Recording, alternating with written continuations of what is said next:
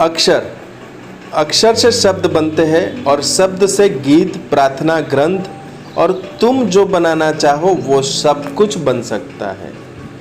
और अगर आपके अक्षर में जीव हो तो वर्ण से, वर्णमाला से वेद बन जाते हैं। अगर आपके शब्दों में, अक्षर में जीव न हो तो फिर वो भले ही वेद हो, वर्णमाला भी नहीं हो सकते।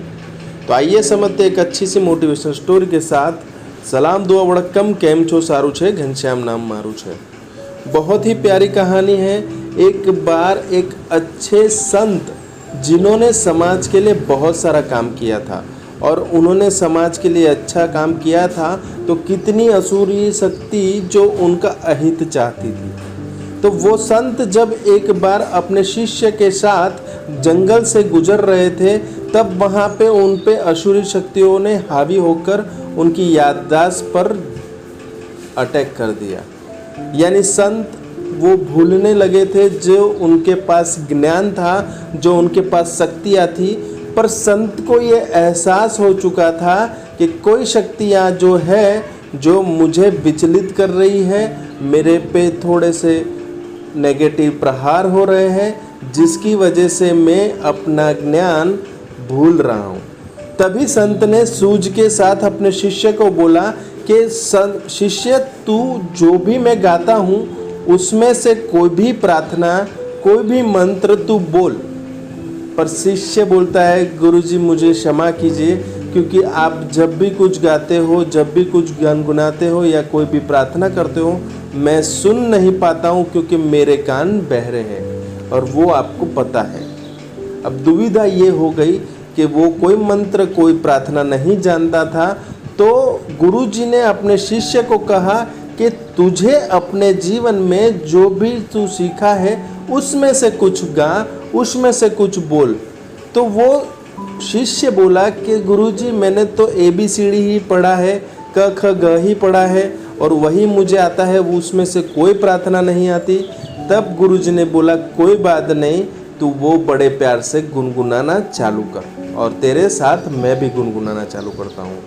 तो बात गुरु की शिष्य ने मानी और गुरु को आज्ञा के अनुसार शिष्य ने क ख घ और ABC जो भी आते थे वर्णमाला के वर्ण उसने गुनगुनाना चालू किया और उसके पीछे गुरुजी ने भी उनका साथ देना चालू किया।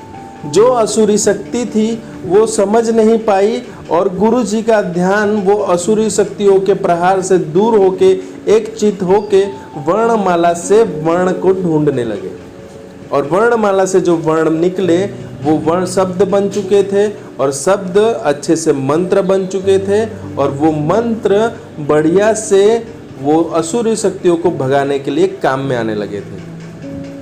कुछ ही समय में गुरुजी को सब कुछ याद आ गया और गुरुजी खुश हो गए। गुरुजी ने अपने शिष्य को बोला कि देख, यही जीवन है कि वर्णमाला में जो वर्ण है उससे बनते शब्दों का उपयोग तुम कैसे करते हो वो महत्व है।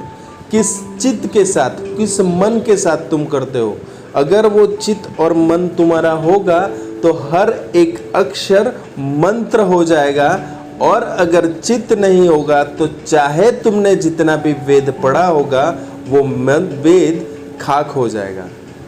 यानी दोस्तों समझिए, इस स्टोरी से समझने का यही है कि तुम चाहे जो भी काम करो इतना चित्त लगा के काम करो कि वो वर्णमाला का एक वर्ण भी हो तो वो मंत्र की तरह तुम्हारे जीवन को उजागर कर दे।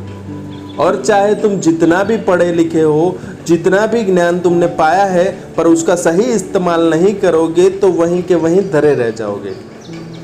तो खुश रहे खुद के लिए, अपनों के लिए। लव यू जिंदगी। आपका बहुत सारा धन्यवाद लाइक करने के लिए, शेयर करने के लिए और सब्सक्राइब करने के लिए। फैलाइए पॉजिटिविटी को, क्योंकि पॉजिटिविटी फैलानी पड़ती है। अगर ये नेगेटिव बातें होती, गंदी बातें होती, तो इसको मुझे आपको बोलना नहीं पड़ता कि आइए देखिए और समाज में कुछ अच्छे काम में आपका सहकार दीजिए। Thank you so much. Bye bye.